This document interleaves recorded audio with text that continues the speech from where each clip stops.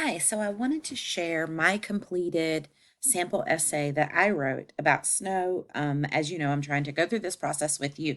And so I wanted to let you know where I'm up to. While we did go over part of this in our last class, I'll go through it fully here for those who were absent. So when I went to write my essay, I went ahead and put it in MLA format. So I have my MLA heading, which is my name as the student, the professor's name, which also happens to be my name in this case since I'm completing the assignment along with you, our course, the date. Notice the date is the due date. The final draft of the essay is due. Also notice the order. We have the day, the month, then the year, formatted like this.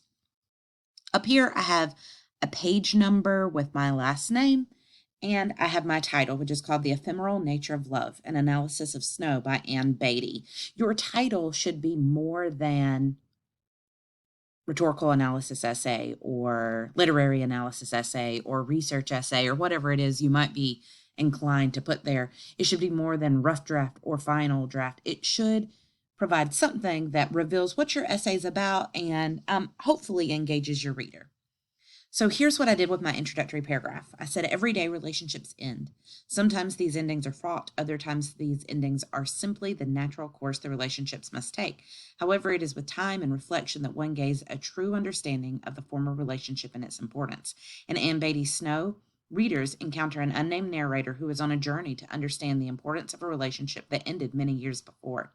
Through this quite brief story, Beatty presents both the narrator's view of the relationship as well as the narrator's perception of her former lover's view of the relationship, prompting readers to determine that relationship's importance through the development of snow as a symbol for love. Ultimately, Beatty likens snow to love in both its beauty and ephemeral nature, leaving readers with the notion, even when lost, love should be cherished. So, in my introductory paragraph, I've started broad with the idea of relationships and that they ultimately come to an end some way or another.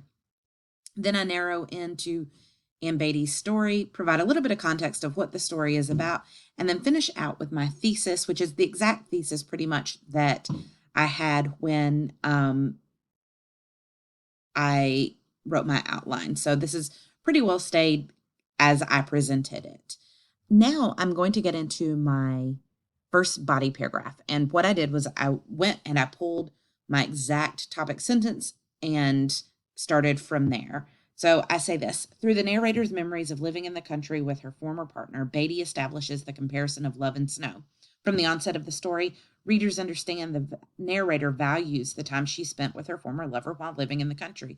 She relays visitors like the idea of our being together, leaving the city for the country, and the fireplace made all of them want to tell amazing stories.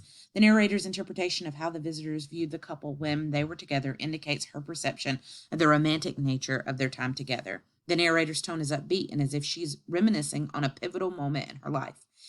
It is in this first section of the story Beatty lays the underpinning of snow as a symbol for love. The narrator shares a moment of a special night during that time. Remember the night out on the lawn, knee deep in snow, chins pointed at the sky as the wind whirled down all that whiteness? It seemed that the world had been turned upside down, and we were looking into an enormous field of Queen Anne's lace. The narrator's description of this moment combines both the beauty of the snow, using Queen Anne's lace to indicate this, with the united nature of the couple as their chins pointed at the sky. Here, readers begin to understand that the title snow isn't simply meant to indicate that the snow is important as an element of weather. Instead, it is likened to the seminal moment for the couple. The narrator says later that night, our car was the first to ride through the newly fallen snow. The world outside the car looked solarized. This passage provides two critical points for readers. Foremost, the couple is the first to ride through the snow, which shows their eagerness and excitement to explore it. Second, Beatty uses the word solarized, which exposes a brightness in the night, revealing the snow's impact on the darkness of the night, while also suggesting the brightness the couple's love brings to them during this time. Because of this priming of snow as a symbol of love in the earliest section of the text, readers are poised to understand its complexity as the story shifts. So, in this paragraph, a couple of things happen. First, I deviated a little bit from my outline. I realized that I couldn't immediately jump into my first good example that deals with the snow and the Queen Anne's lace, I had to provide some context. So I wanted to let my reader know that um, our narrator was viewing things in a very specific way and what her tone was. So I had to work in a couple of examples. Then I was able to move to my original planned evidence, which had to do with the Queen Anne's lace and everything being solarized. Here you'll see that I go through with explaining these ideas, and then I close out this paragraph, bringing up the idea, or bringing back to the idea that snow's being established as a symbol. And because of that, we're then able to understand as the story shifts, which is what our next paragraph is going to be. Here's what I say, and I'm taking my exact topic sentence and examples that I chose from my outline. Here's what I said. As the story progresses, so does the lens through which readers understand the complexities of both love and snow.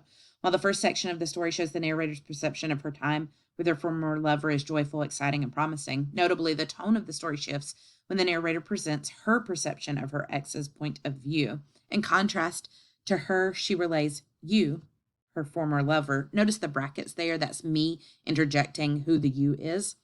Remember that the cold settled in stages. That small curve of light was shaved from the moon night after night until you were no longer surprised the sky was black.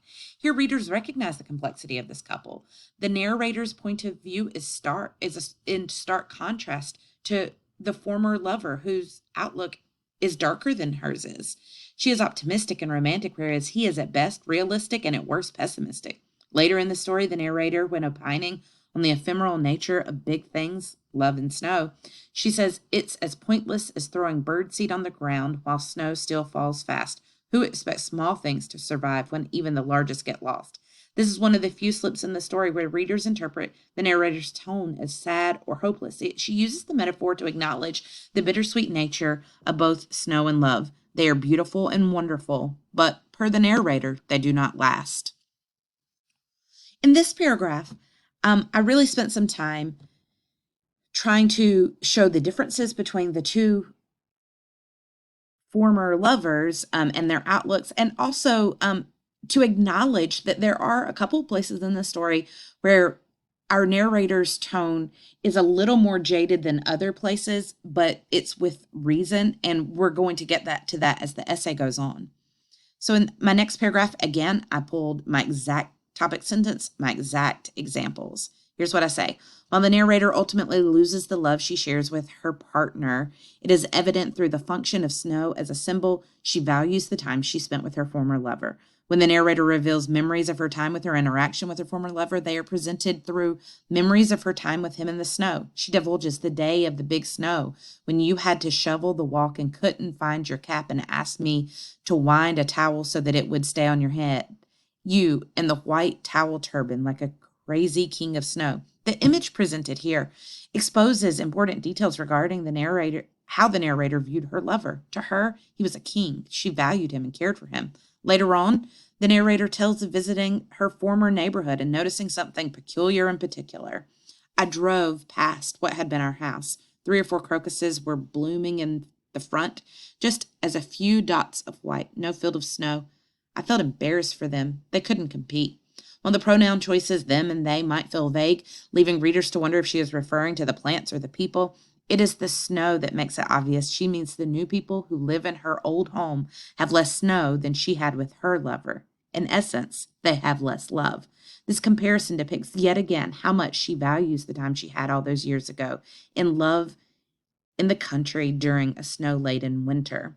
So in this paragraph, I was really trying to work this idea that, yep, she lost this love, but she still looks back with it fondly. She values it. The way she presents him when she's recounting her memories of their time together, he's this crazy king of snow, and that's an important detail that we get. Then as she tells us, she recounts going back to that home, she looks at the new people there and she's like, wait, they don't have what we had. We had more. Like, there's this element of superiority, and I wanted to include that here. I finish out with my body paragraphs with this. Ultimately, readers are left with the understanding, though love, like snow, doesn't last, it should be cherished. Near the end of the story, as the narrator reflects on their love, she invokes his lessons about storytelling. This is a story told the way you say stories should be told. Somebody grew up, fell in love, and spent a winter with her lover in the country. The choice to tell the story the way she believes he would have told the story indicates how important he and their time together is to her. Sealing the story with a kiss, she reveals, what I remember about all that time is one winter, the snow. Even now, saying snow, my lips move so they kiss the air. With this, readers recognize the narrator, even having lost an important love, reveres their time together, leaving readers with a valuable message to hold tight to love when one has it and to appreciate it when it ends. So in this paragraph, again, I pulled my exact topic sentence, my exact examples, and then I just put them into some context. That the fact that she is telling the story the way he would have indicates importance. That when she, the ultimate moment of this story of, and my lips kissed the air when I say the word snow, really seals in with a kiss the message of the story, which is that, yeah, I might have lost it, but it's still, something I cherish and I value. I finalize with my conclusion, which I've changed just a bit. I've only added one sentence from what I had for my outline, and here's what I said. Beatty, in the end, leaves readers with a clear message. Even when it does not last, love, like snow, is worth the excitement, messiness, and trouble it causes. The message prompts readers to reflect on their own relationships, both current and past, pausing to admire the complexity and fulfillment that accompanies both the beauty and heartache that comes with loving another human being. And if Beatty and the narrator to be trusted, readers will walk away willing to go all in on love, even without the promise it will last. So when I wrote the conclusion for the outline, I knew it needed a little bit more, and it still might need something else. I haven't decided, but I felt like taking one more line, adding one more sentence was actually adding a lot, because the prompt wanted me to hone in on what the reader would take away from the story and how they might interpret the message. So I wanted to bring it even more so back to the reader with not simply, oh, we're going to reflect on our own relationships and hopefully cherish them, but that it's more than that, that we're willing to take the risk that comes with love because it's worth it. And that's, really the crux of this story. And then I have my works cited page cited, with just this story, because I didn't use any outside sources, as you're not supposed to in this particular story or this particular essay. So this is my rough draft of this story. There will be changes I will make. At this point, my word count is 1,333 words. The essay length requirement is a minimum of 1,200 words, so I'm in the right area. But even as I was reading this, I was noticing some places that I could be more concise, some word choices that need to be changed. And while I don't necessarily have places of heavy revision for this essay, there are definitely some weaknesses. So in a few days, I will provide you with a new video with my revision and kind of talk about some of the things I chose to change and why. I hope you find this video helpful of seeing kind of what my writing process looks like, what I did with my story, and I hope it helps you as you are writing about your story.